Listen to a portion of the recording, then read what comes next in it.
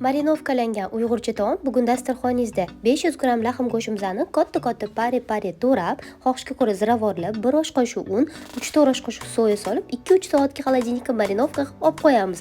Marinovka bo'lgandan keyin bitta-ikkita zubchik chesnok sovuramiz. Sabzavotlarimizni ham xuddi videoda ko'rsatilgandek katta-katta to'rab olishimiz kerak. Bolgarskiy, baqlajon, sezoni kelganda kabachka ham qo'shib olsangiz shunaqa mazali chiqadi.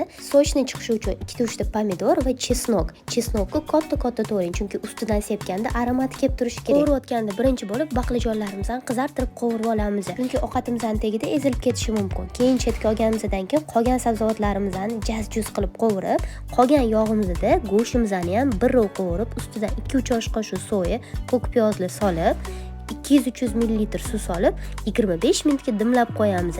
Dimlanganidan keyin hamma sabzavotlarni solib, yana bir rov tuz aralash ziravorda solib, aralashtirib 5 minutga dimlaymiz. Qarabsiz, shunaqa issiq taom tayyor.